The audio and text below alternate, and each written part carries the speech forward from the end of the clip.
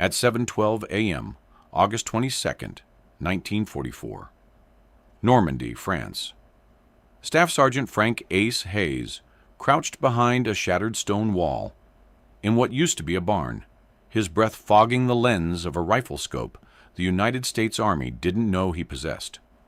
Through the 10x magnification, 3 times more powerful than anything officially issued, he watched 20 German scouts spreading out across the hedgerows 600 yards away.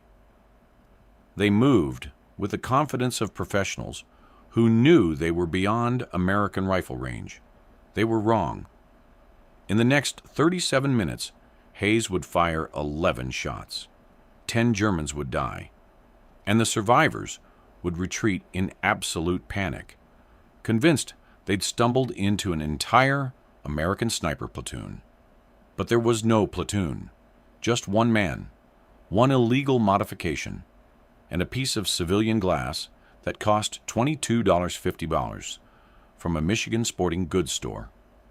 This is the story of how a working-class engine tuner defied Army regulations, risked court-martial, and pioneered the precision tactics that would save thousands of American lives, while the military tried to pretend he didn't exist. Frank Hayes wasn't supposed to be a soldier. He was supposed to be under the hood of a Buick, adjusting carburetors in his father's Flint, Michigan garage. Born in 1918 to a factory foreman and a seamstress, Frank grew up in the world of precise tolerances and fine adjustments. While other kids played baseball, young Frank was in the garage, learning that a single quarter turn of a mixture screw could mean the difference between an engine that purred and one that coughed itself to death. "Tolerance is everything," his father would say, grease under his fingernails, teaching Frank to gap spark plugs to within thousandths of an inch. Close enough ain't good enough. Never has been. That philosophy carried over to Frank's real passion: competitive, long-range shooting. By age 16, he was winning local matches.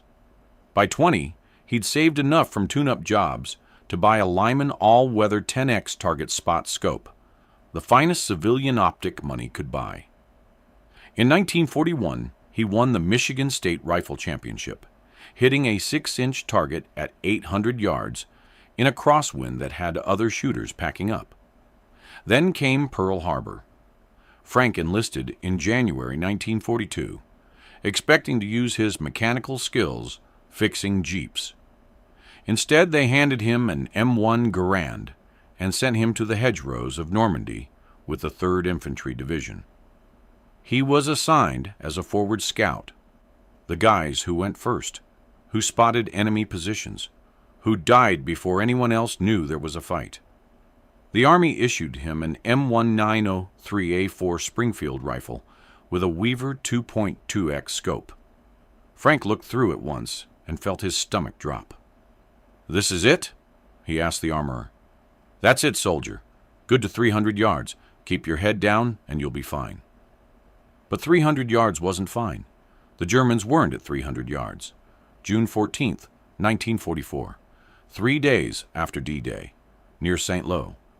Private Anthony Tony Santini from Brooklyn was Frank's bunkmate back in England. Good Italian kid.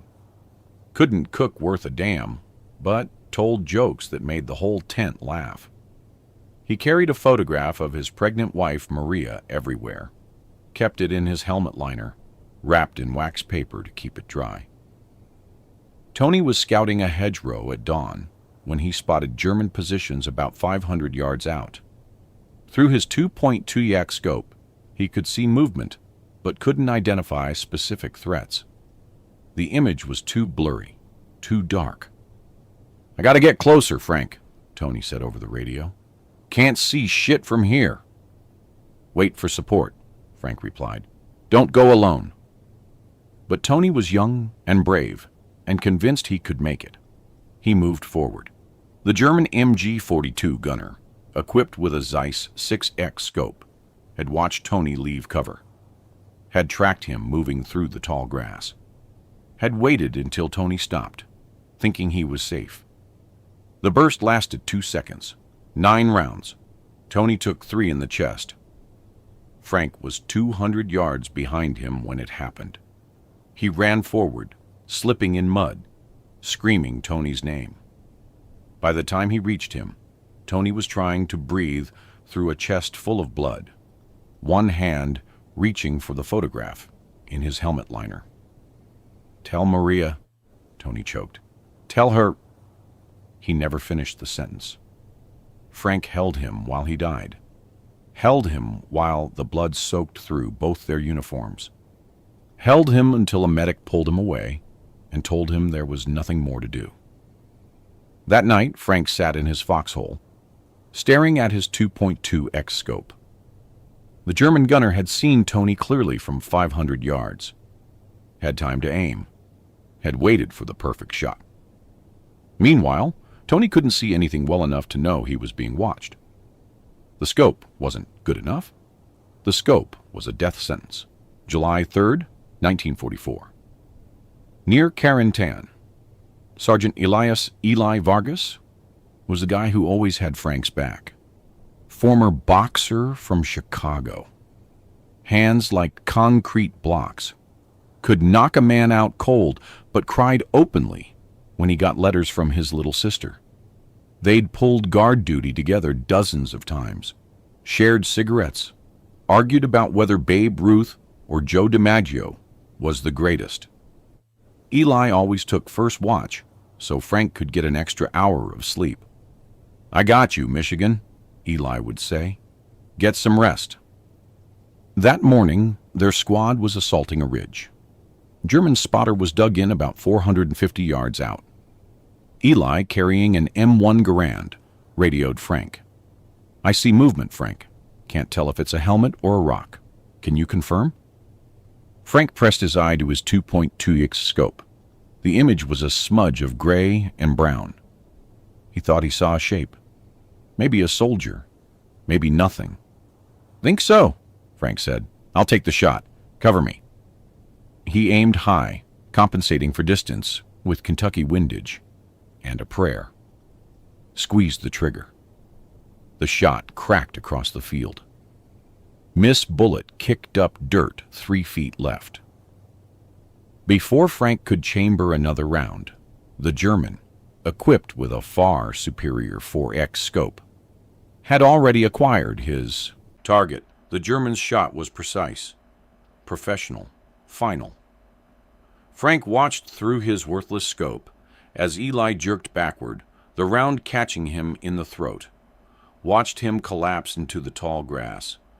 Watched him die 450 yards away, while Frank couldn't do a goddamn thing about it.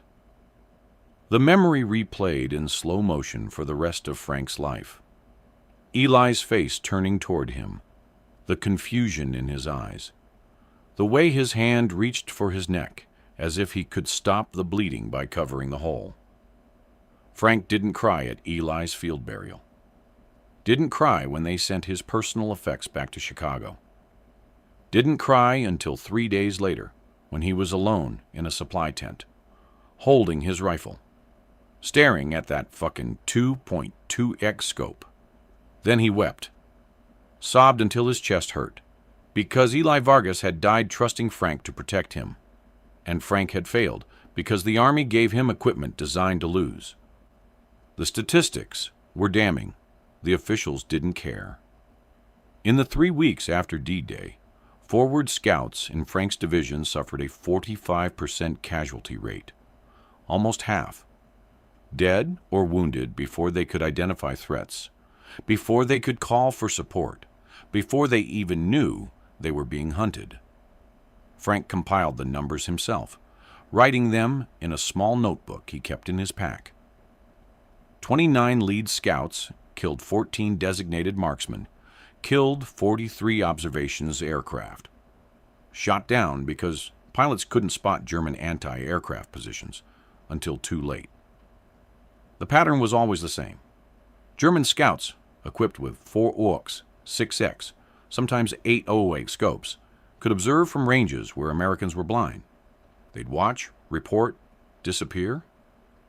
Then artillery would rain down on the positions they'd identified. Frank took his findings to Lieutenant Commander Davies, the ordnance officer. Davies was a West Point graduate, spit-shine boots, pressed uniform even in the mud. Never been in actual combat. "Sir, we need better optics," Frank said, trying to keep his voice steady. "The Germans have a 3-to-1 magnification advantage. We're losing every long-range engagement because we can't see them before they see us." Davies didn't even look up from his paperwork. "The M73B1 scope is within Army specifications, Sergeant. It's been tested and approved. The wide field of view and durability are appropriate for close-quarters combat." "But, sir, the Germans aren't fighting close quarters. The reports indicate operator error and inadequate camouflage discipline," Davies interrupted. "If your scouts are getting killed, it's because they're not following doctrine. Train them better." Frank felt something crack inside his chest. Operator error. Inadequate camouflage discipline. As if Tony Santini died because he didn't know how to hide. As if Eli Vargas got shot because he wasn't well trained enough. "Sir, with respect, I've watched my friends die because they couldn't see threats that were clearly visible to the enemy. This isn't training. This is equipment. That will be all, Sergeant Hayes." Davies finally looked up, his expression cold. "You're dismissed, and I'd suggest you focus less on questioning Army procurement decisions and more on your actual duties." Frank saluted, walked out, sat on an ammunition crate outside the tent. He had a decision to make. In his duffel bag, wrapped in an oilcloth, was his Lyman 10X target spot scope. The same scope that won him the Michigan State Championship. The same scope that could resolve a 6-inch target at 800 yards. Using it was a direct violation of Army regulations. Unauthorized modification of government equipment. Possession of non-standard personal equipment in a combat zone. If discovered, Frank would face court-martial, dishonorable discharge, possibly prison time. But every day he waited, another Tony would die. Another Eli would bleed out in a field because he couldn't see the German who could see him perfectly. Frank thought about his father's words. Close enough ain't good enough. He thought about Tony's photograph, still wrapped in wax paper, still tucked in the helmet liner they'd sent back to Maria. He thought about Eli's little sister in Chicago, who'd never see her brother again. That night, Frank made his decision. Fuck the regulations. July 20th, 1944. 2100 hours. Forward aid station. Frank was pulling guard duty outside the medical tent when they brought in Private Danny Pierce. Kid was 19, radio operator. Had been telling Frank about his girlfriend back in Ohio just that morning. How she wanted to open a bakery after the war. How Danny was going to help her. Now Danny was on a stretcher, his left leg mangled below the knee, bone visible through shredded muscle. He was conscious, delirious, weeping. The medic was trying to stop the bleeding, but Danny kept grabbing Frank's sleeve. "He just knew where I was, Sergeant," Danny whispered, his face white with shock. "I hadn't moved. I just turned my head to look back at you, and he shot me. I never saw him, never even saw the muzzle flash." A German sniper, 600 yards out, had watched Danny through a high-power scope, waited for him to present a profile, and taken the shot with surgical precision. Danny screamed as the medic worked on his leg. The screaming went on for 5 minutes, then 10. Then he passed out from the pain. Frank watched them load Danny into an ambulance. watched the ambulance drive away into the dark. Danny would survive, but he'd never walk right again. 19 years old. His life fundamentally altered because a German shooter could see clearly, and Danny couldn't. Frank stood there in the humid night, breathing in the smell of blood and disinfectant, listening to the distant thunder of artillery. He couldn't watch another one. He couldn't. 22:30 hours. Supply depot. Frank walked to the rear supply area, checked that no one was watching, and retrieved his personal duffel from storage. Inside, wrapped carefully in oilcloth, the Lyman 10X target spot scope. He held it in his hands. The metal was cool. The glass caught the faint light from a distant tent. This scope had won him championships, had allowed him to hit targets other shooters couldn't even see. Now it was going to war. Frank signed out a key to the maintenance hangar, told the duty sergeant he needed to perform preventive maintenance on his rifle. The sergeant, exhausted and not particularly caring, waved him through. The hangar was dark, except for a thin slice of moonlight through a broken roof panel. It smelled of cosmoline, aviation fuel, and old motor oil. Perfect. The generators would mask any sound he made. Frank set up a small work area on a bench in the corner. He laid out his tools, jeweler's screwdrivers from home, files, a small vise, and a hooded blackout lamp that provided just enough light to work by. His hands were shaking. He forced them steady. This was just another tune-up job, just another precision adjustment, like gapping spark plugs, like timing an engine. Except if he got caught, his military career was over, possibly his life. The work began. The standard M73B1 scope was mounted on a block base attached to the Springfield's receiver. Frank carefully removed it, taking his time with each screw. The receiver was cold under his grease-stained fingers. The Lyman 10X was longer, heavier. Its mounting rings were designed for civilian target rifles, not military receivers. The tolerances didn't match. Frank would have to make them match.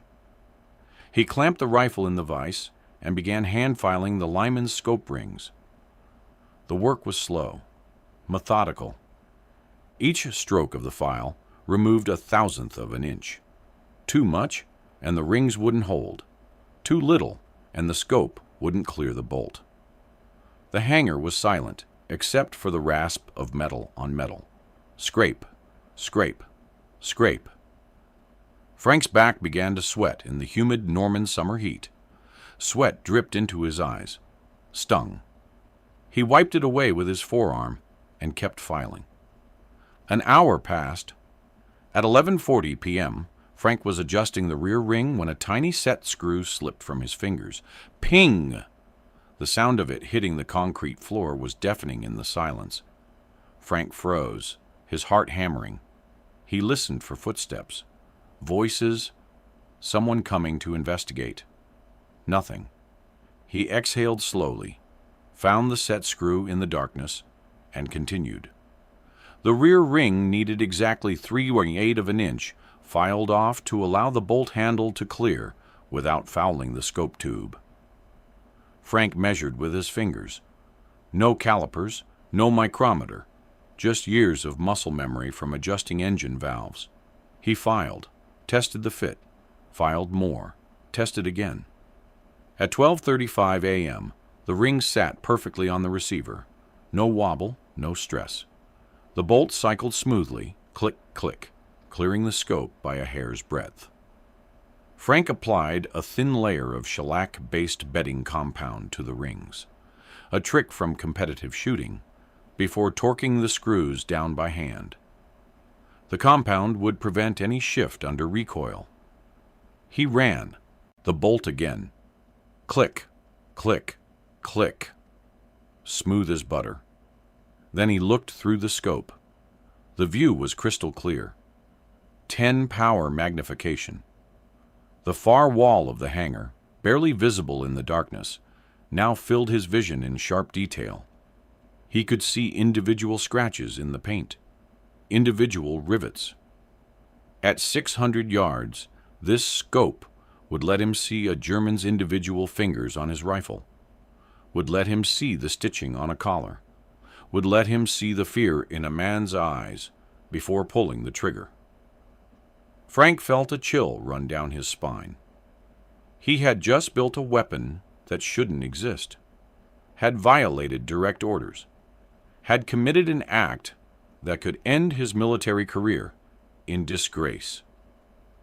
He wiped the grease from his hands on a rag, disassembled his work area, hid the removed M73B1 scope under a pile of spare parts where no one would find it. Then he walked out into the pre-dawn darkness, carrying his modified rifle. The rifle that was going to save lives. The rifle that was going to kill. July 21st, 1944. 0730 hours. Forward observation mission. Frank was assigned to a recon team, probing German positions east of Coutances. He didn't tell Captain Morrison about the scope change. Didn't mention it to the two riflemen assigned to cover him. Just slung the Springfield over his shoulder and walked to the staging area. Sergeant Peters, the point man, glanced at Frank's rifle. His eyes lingered on the larger objective lens of the Lyman scope, but he said nothing. Maybe thought it was a new issue. Maybe didn't care. They moved out at dawn, navigating through ruined farmland and dense hedgerows. The morning mist was thick. Visibility maybe 100 yards. Frank's heart was a steady drum in his chest. The rifle felt different now, heavier, more purposeful. He kept his breathing slow, controlled, the way his father taught him before a long shot. The patrol moved carefully, staying low, using cover. Standard procedure. They were 2 kilometers past the American line when the radio crackled. "Contact! Contact! Heavy fire from tree line! We're pinned!" The patrol to their left had walked into an ambush. Frank could hear the chatter of an MG-42, the German machine gun that fired so fast it sounded like tearing canvas. Standard doctrine: withdraw or lay suppressive fire. But Frank had something better than doctrine. He dropped to prone behind a fallen oak tree, using its trunk as a rifle rest. Through the 10X Lyman, the distant tree line snapped into focus. 600 yards out, he could see a piece of canvas tied around a tree trunk. Perfect camouflage. Except Frank could see the knots holding it in place. Could see the individual strands of rope. Behind that canvas was the MG-42. "Take cover," Frank ordered. His voice was calm, steady. "I see the gunner. I'm taking him." Peters looked at him like he was insane. "From here? Frank, that's—" The Springfield cracked. The .30-06 round left the barrel at 2,800 feet per second.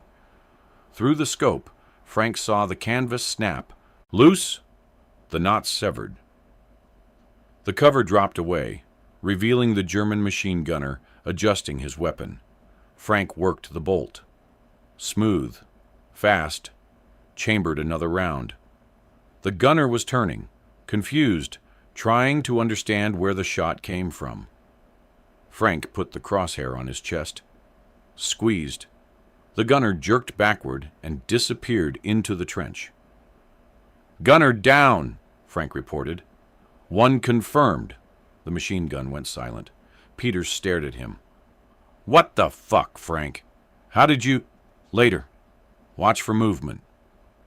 The German reconnaissance unit was alerted now, disoriented. They'd heard their machine gun stop but didn't know why. Hadn't heard Frank's shots over the ambient noise of battle. Through the 10X scope, Frank scanned the area. Saw a German sergeant emerging from a thicket, running low, trying to reposition. 450 yards. Frank adjusted for distance. The lineman's quarter-minute adjustments were precision instruments. 1 click up, 2 clicks left. The crosshair settled on the running figure. Crack. The sergeant pitched forward, his run ending violently. 2, confirmed! Now the Germans were panicking. 3 riflemen broke from cover, trying to advance on what they thought was Frank's position. They were running, spacing themselves out, using fire and movement tactics. But Frank was faster. The lead rifleman, carrying a Kar 98K, was 300 yards out when Frank shot him. The man stumbled, fell. The second rifleman dropped to one knee, trying to acquire a target. Frank's bolt was already cycling. The second man fell before he finished aiming. The third rifleman froze, looked around wildly, trying to find where the shots were coming from. Frank didn't give him time to figure it out. 5 confirmed kills in under 90 seconds, Frank reported. The radio had gone silent. His own team was just staring. The Germans thought they'd walked into a platoon of snipers. Through intercepted radio chatter, monitored on a captured German handset, Frank heard panicked German voices. This unit is engaged by large, concealed force with precision fire. Requesting immediate withdrawal authorization. Repeat, precision fire from unknown positions. A German lieutenant tried to rally his men, directing a squad to flank through a ruined stone wall 550 yards away. Frank found the lieutenant through the scope, saw him holding a map, pointing, trying to organize a counterattack. Frank didn't shoot the rifleman. He shot the map reader. The lieutenant collapsed. The 5 riflemen, suddenly leaderless, hesitated, looked at each other, looked at their dead officer. Frank shot them one by one. 8, 9, 10. The final German soldier saw his entire squad lying dead, saw his lieutenant face down in the dirt, saw no American formation, no muzzle flashes, no target to shoot back at. He dropped his rifle and ran. Frank let him go. The objective wasn't killing, it was winning. Silence. Frank waited 7 minutes, scanning through the scope. No movement. The battlefield was quiet except for distant artillery and the buzz of flies already gathering. He'd fired 11 rounds, 10 confirmed kills. 1 man ran. The entire German reconnaissance element, 20 men who should have wiped out the American patrol, was decimated. Peters approached slowly, his M1 Garand held loosely. "Frank, what the hell are you?" Frank ejected the spent casings, examined them for pressure signs, wiped the scope lens with a square of cotton cloth. 11 shots, 10 hits, Frank said matter-of-factly. The lieutenant was 550 yards. They never saw me until I was shooting at them. The team cautiously advanced to verify. The scene was surgical. Each German showed a single entry wound. The sergeant Frank shot at 450 yards had a hole in the base of his skull. The machine gunner was dead in his pit. The flanking party was laid out in a line. It looked like a massacre. Peters radioed it in. 10 confirmed enemy KIA. Single shooter. Long-range precision fire. No friendly casualties. The radio operator on the other end paused. "Say again? Single shooter?" "Confirmed. Single shooter. Hayes." Another pause. "Understood. Good work." Word spread fast. By noon, Captain Roger Rogue Fitzwilliam, a pilot known for ignoring regulations, found Frank at the motor pool. "Hayes, that 10-man kill you reported. How?" Frank showed him the Lyman scope. Explained the midnight modification, the superior magnification, the light-gathering capability. Fitzwilliam understood immediately. "Can you do it to mine?" By evening, Frank had a waiting list. 2 scouts brought their Springfields. Fitzwilliam's pilots wanted similar optics for their cockpit-mounted rifles. By the next week, Frank was running a secret workshop in the maintenance hangar. It wasn't official, wasn't sanctioned, just whispered conversations. Go see Hayes, the mechanic from Michigan. He'll put the 10 power on your A4. Frank worked every night, mounted scopes, adjusted rings, showed other soldiers how to compensate for distance and wind. Never asked for payment, never sought recognition. He just wanted to stop watching people die.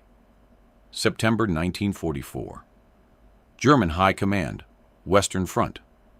The reports coming from frontline units were disturbing. German reconnaissance patrols were disappearing, not captured, not retreating, just gone. Bodies found days later, scattered across hedgerows and fields, all showing single-shot wounds from extreme range. Oberleutnant Wilhelm Franke, intelligence officer, compiled the data. 47 reconnaissance patrols lost in August average engagement range. 500 to 650 meters American casualties in those engagements. Zero pattern. Surgical strikes on forward observers, officers, machine gun teams. They have upgraded their optics, Franke wrote in his report. The Americans are achieving precision fire at ranges that should be impossible with their standard issue equipment. Our scouts report feeling hunted. They request permission to increase observation distances to 800 meters minimum. Permission was granted, but 800 meters reduced German intelligence effectiveness by 60%. At that range, even good optics struggled to identify specific positions, count troops, spot weaknesses. The Americans, meanwhile, kept killing scouts at 600 yards.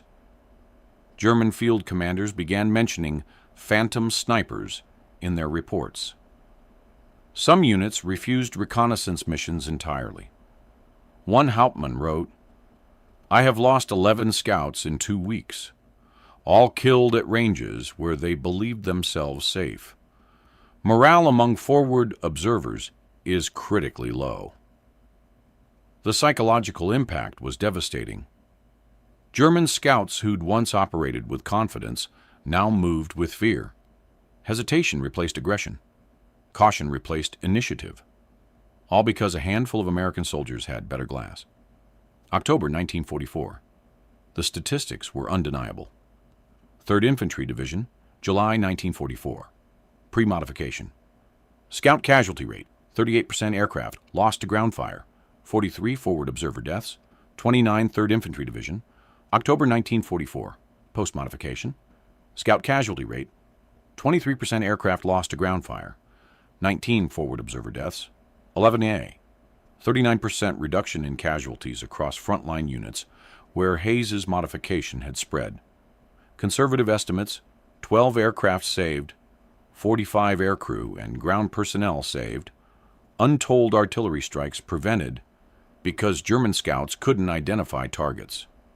Frank Hayes, a sergeant from Flint who violated direct orders, had fundamentally altered the tactical balance of the European theater. And the Army still didn't officially know about it. November 1944. General Patton's staff. Major Richard Holbrook was reviewing after-action reports when he noticed the anomaly. Scout losses had dropped precipitously in certain sectors. German reconnaissance effectiveness had collapsed. Something had changed. But what? Holbrook ordered an inspection of forward units. What they found? Springfields equipped with commercial hunting scopes. Lyman, Leupold, Weaver, high magnification civilian optics mounted with improvised brackets and electrical tape. All unauthorized. All violations of regulations. All devastatingly effective. Holbrook's report sat on desks for weeks. The debate was simple and brutal. Option A, court-martial the violators, confiscate the equipment, reinstate the failed doctrine, watch scout casualties climb back up. Option B, quietly ignore the violations, integrate the solution, save lives. Logic 1. January 1945. The quiet acceptance. No court-martials came, no reprimands, just a quiet internal order. The Army would begin issuing Weaver 4X scopes, not as good as Frank's 10X, but far better than the 2.2X death traps, to all M1903A4 rifles. Official documentation attributed the improvement to revised engineering analysis and improved field discipline. Frank Hayes' name appeared nowhere in the reports. October 1945. Flint, Michigan. Frank Hayes stepped off the train at Flint Station wearing his dress uniform with an honorable discharge certificate in his duffel. No medals on his chest, no Purple Heart, no Bronze Star. Just a sergeant who'd done his job and gone home. His father met him at the platform. Older now, grayer, but the same rough hands, the same smell of motor oil and cigarettes. They shook hands, said nothing for a long moment. "Good to have you back, son," his father finally said. "Good to be back, Pop." They walked to the parking lot. Frank's father had kept the old Ford running, same truck they'd used to haul deer out of the mountains before the war. "You gonna talk about it?" his father asked as they drove through Flint's familiar streets. Frank watched the city pass by. Factories running again, people on sidewalks, normal life. "Not much to tell," Frank said quietly. "Lot of mud, lot of cold, lot of waiting." His father nodded. He'd been in the First War. He understood what wasn't being said. "You still got that Lyman scope?" Frank asked. "Yeah, still in the garage where you left it." Frank smiled faintly. "Good. Maybe we can go hunting this fall, like we used to. I'd like that." They drove in silence for a while. "Frank?" "Yeah, Pop. Whatever you did over there, I'm proud of you." Frank's throat tightened. He looked out the window so his father wouldn't see his eyes.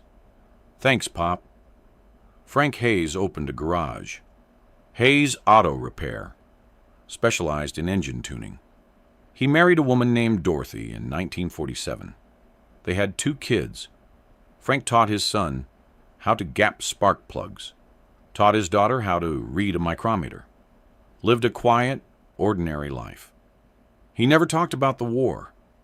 When people asked, he'd mention the weather, how cold it was, how the mud got everywhere, and change the subject.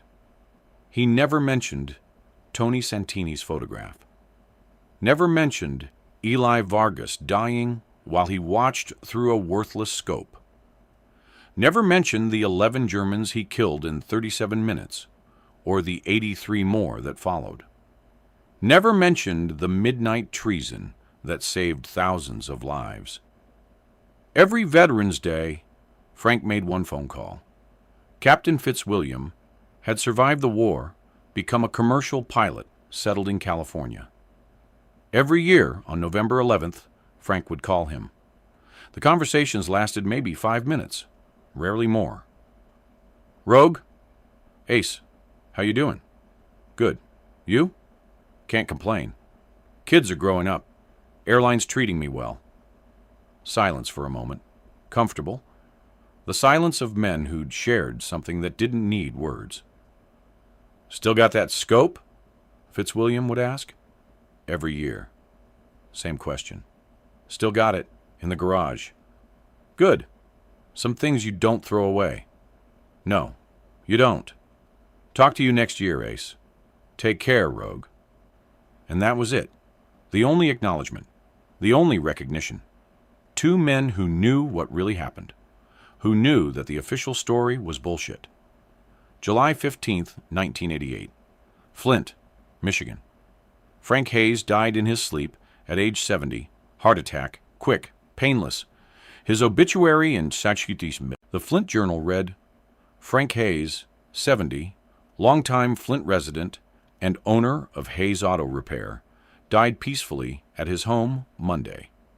Hayes served in the European theater during World War II with the 3rd Infantry Division and was honorably discharged in October 1945.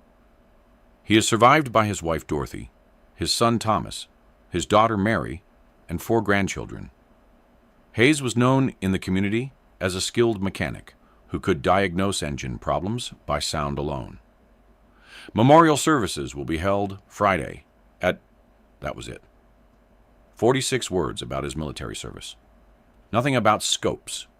Nothing about scouts. Nothing about the midnight modifications that changed modern warfare. Just served in the European theater. But the story didn't die with him.